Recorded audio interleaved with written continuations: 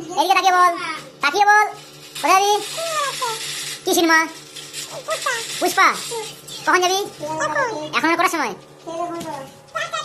7টার সময়।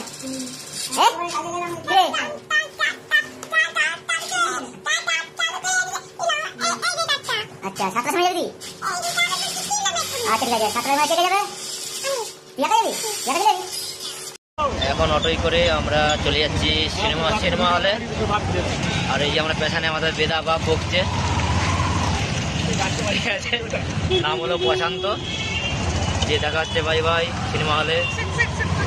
সিনেমা হলে পুষ্পা দেখতে, পুষ্পারাজ ছোটা জ্ঞানে শালা।